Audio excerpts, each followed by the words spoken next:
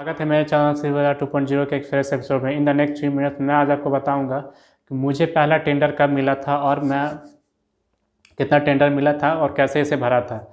दोस्तों, जब मैं बेंगलोर में था तो मैंने डिपार्टमेंट में रजिस्ट्रेशन कराया था और डिपार्टमेंट में ऑनलाइन ही रजिस्ट्रेशन कराने के बाद मैं रांची आ गया था। और रांची में जब आने के कुछ दिनों बाद मैंने टेंडर डाला था। टेंडर डालने के बाद मैंने बिहार से टेंडर अप्लाई किया था। बिहार के सासाराम डिस्ट्रिक्ट से सासाराम से अप्लाई करने के बाद मैं वापस चला गया था रांची।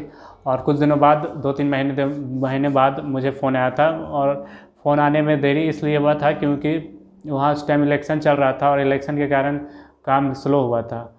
और इलेक्शन में जब इलेक्शन का काम हो गया तो वो लॉटरी हुआ था, क्योंकि हमारे जितने भी ठेकेदार थे सभी ने 10% बिल्लो डाला था।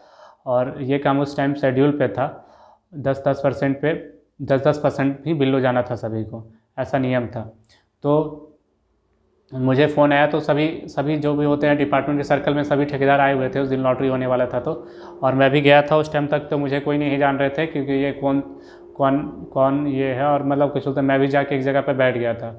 जब डिपार्टमेंट में लॉटरी शुरू हुआ ना, और लॉटरी वहाँ कैसे डिपार्टमेंट में होता था कि मान के चलिए आपका भी जब लॉटरी में सेम रेट के लोग डाल देंगे 4-5 लोग, तो वो लॉटरी में चला जाता है। और लॉटरी ऐसे होता है कि एक केन ले लिया जाता है और केन में सभी ठेके कॉन्ट्रैक्टर जो जितने भी बिल्डर है सभी का नाम लिख दिया जाता है। सभी का एक एक पर्चा बना के लिख दिया जाता है नाम, और उसे केन में डाल दिया जाता है। और किसी बाहरी इंसान को बुला करके उसे अच्छा से एक पर्ची निकालने के लिए बोला जाता है।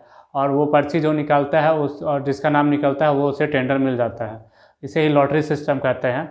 और अगर जो सिस्टम जहाँ लॉटरी सिस्टम नहीं होता है वहाँ जो इतना बिल हो जाएगा उसे काम मिल जाएगा।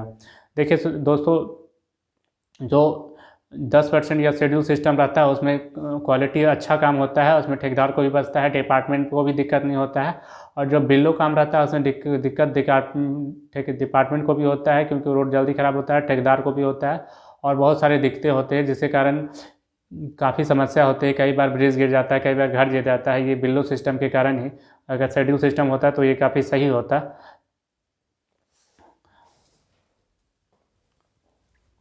तो दोस्तों, मैं बता रहा था कि जितना भी है बिल्लो सिस्टम से बढ़िया शेड्यूल सिस्टम है। लेकिन मैं अपने टेंडर के बारे में बताता हूँ कि कैसे मुझे वो फर्स्ट टेंडर फर्स्ट टाइम में ही मिल गया था। फिर उसके बाद क्या हुआ था दोस्तों, जब मैं टेंडर बिडिंग कर रहा था तो उस टाइम मैंने 3 टेंडर ही डाले थे। वैसे निकले तो 15-20 टेंडर थे, मैंने केवल 3 टेंडर डाला था। और 3 टेंडर डालने के बाद जब मैं डिपार्टमेंट पहुंचा था तो 3 टेंडर में मैं पार्टिसिपेट किया था। और उसके बाद क्या होता है कि उसमें सभी का साइन लिया जाता है कि कितने लोग बिडर है, पूरा टोटल एक रजिस्टर बना के उसमें साइन ले लिया जाता है कि अटेंड किए हैं या नहीं किए हैं।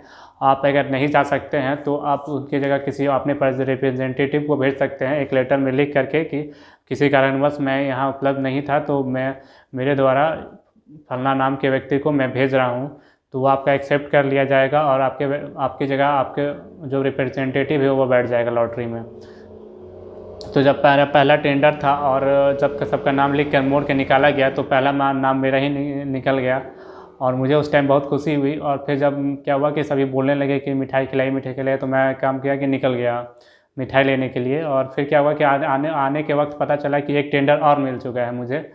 तो जो वहाँ के इसके एसी सर जो थे उन्होंने पूछा कहाँ चले गए थे, तो मैंने कहा कि मैं तो मिठाई लाने चला गया था। तो बोला देखो तुम्हारा किस्मत बढ़िया है, तुम अच्छा काम के लिए गया था तो वहाँ और एक काम तुम्हें मिल गया। तो मैंने बोला कि चलिए सर बढ़िया है, आपकी दुआ का आशीर्वाद है, ऐसे ही मिलता रहे काम। और उसके बाद दोस्तों मुझे पहली बार जो मेरी कंपनी का नाम है सिविल विवेक इंजीनियरिंग, वो सभी को पता चला, वहाँ के डिपार्टमेंट को लोग यानी कि विवेक इंजीनियरिंग है ठेकेदार है जो एग्जिस्ट करता है। और उस टाइम से मेरा ठेकेदारी का सफ़र शुरू हो गया था और ये बहुत बढ़िया ही लगा था क्योंकि मेरा पहला काम और मुझे पहला ही काम मिल गया था। 2-3 काम में डाला हुआ काम में से मुझे 2 काम मिल चुका था और 1 काम मुझे नहीं मिला था। और उसके बाद मैंने काम शुरू किया और मैंने सबसे पहले जाके उसके बाद एग्रीमेंट कराया। एग्रीमेंट कराने के बाद मैं उस जो प्रोजेक्ट था उसका DPR लिया और उसका अलॉटमेंट पेपर आता है, एक अलॉटमेंट पेपर लिया और अलॉटमेंट पेपर में साइन किया। एग्रीमेंट करने में मुझे 2-3 महीने लगे। उसके बाद मुझे बरसात हो गया था। बरसात ख़त्म होने के बाद मैंने काम स्टार्ट किया और मैंने लगभग 6 महीने में वो काम ख़त्म कर दिया। और टोटल 9 महीने लगा मेरे इस काम को, क्योंकि 3 महीने तो बरसात में मैंने छोड़ दिया था और 6 महीने में मैंने काम ख़त्म कर दिया था। तो 9 महीने का टाइम भी था और 9 महीने से पहले मैंने लगभग ख़त्म ही कर दिया था। और 9 महीने के बाद मेरा पेमेंट सब भी आ गया था। पेमेंट काम स्टार्ट होते ही मैंने पेमेंट के लिए भी अप्लाई कर दिया था, क्योंकि मटेरियल रेट उस टाइम मैं शुरुआत में था, मटेरियल रेट हाई था। और जो मैंने मटेरियल लिया था वो भी शुरू में उधार में लिया था। बाद में जब मेरा पेमेंट आया तो मैंने सभी को अपना अपना पैसा दे दिया। तो कोशिश कीजिए आप भी ऐसे ही कीजिए जब भी आपको फर्स्ट काम मिलता है। और दोस्तों, अगर काम नहीं भी मिलता है तो शुरुआत में धैर्य बना के रखिए, और जब आपको काम मिलेगा तो ज़रूर, जब भी होता है कि भगवान देने वाला होता है तो छप्पर फाड़ के देते हैं। तो बने रहिए। मैं दोस्तों इसी तरह अपने चैनल पे वीडियो डालता रहता हूँ। चैनल को लाइक सब्सक्राइब ज़रूर करें और आगे की वीडियोज़ के लिए बने रहें। धन्यवाद।